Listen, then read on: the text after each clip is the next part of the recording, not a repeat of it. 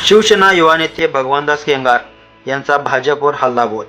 कटेंगे तो बटेंगेच्या नाऱ्याला महाराष्ट्रातील जनता भीक घालणार नाही. भाजपला देशात आणि महाराष्ट्रात जाती धर्मामध्ये तेढ निर्माण करून काय साध्य करायचे आहे? उत्तर प्रदेशचे मुख्यमंत्री योगी आदित्यनाथ यांनी बटेंगे तो कटेंगे ही घोषणा केली. ही घोषणा भाजपची ढोंगीने हिंदुत्व आणि निवडणुकीवर डोळा ठेवून केलेली घोषणा आहे. यावर भगवानदास केंगार म्हणाले, चुनाव होने के बाद देश आणि महाराष्ट्र को लुटेंगे. हा भाजपचा कुटील डाव आहे. महाराष्ट्रातील जनता हे ओळखून आहे. पुढे मोदी म्हणतात, एक रहोगे तो नेक रहोगे. यावर भगवानदास केंगार यांनी म्हटले, हिंदुस्थान एकच आहे. मागील 75 वर्षापासून एकच आहे. निवडणुकीच्या तोंडावर मोदींनी चिंता करू नये. देवेंद्र फडणवीस म्हणतात, वोट जिहाद पासून सावध राहा. पण निवडणुकीमध्ये मद्रसा दर्ग्यामध्ये मतासाठी का लोटांगण घालतात?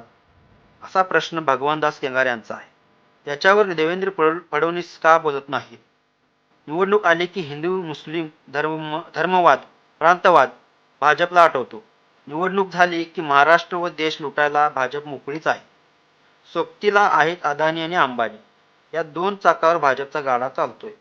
महाराष्ट्रातील उद्योगधंदे मोदी शहाच्या कृपेने गुजरात, यूपी, बिहारला पाठवतात. त्याबद्दल फडणवीस का बोलत नाहीत? देशातील हिंदू मुस्लिम सर्व बहुजन समाज आता जाग होत आहे.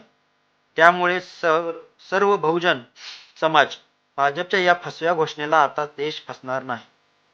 देश जागृत झाला आहे. म्हणूनच लोकसभेला अयोध्येमध्ये 5 ही जागेवर भाजपला सपाटून मार खावा लागला.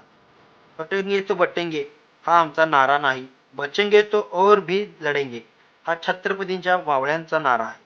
हे बहुजनांनी विसरून चालणार नाही. महाराष्ट्रातील जनता गुण्यागोविंदाने एकोप्याने राहतात. ते महाराष्ट्रातील एकजूट अखंडता अशीच राहावी आणि भाजपच्या या फसव्या घोषणेला मूठ माती द्यायची वेळ आली आहे.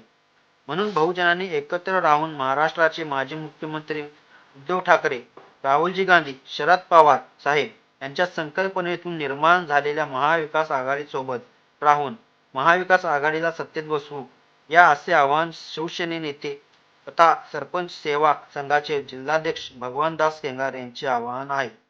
सम्यक महाराष्ट्र संपादक प्रमोद चिनके, सांगली.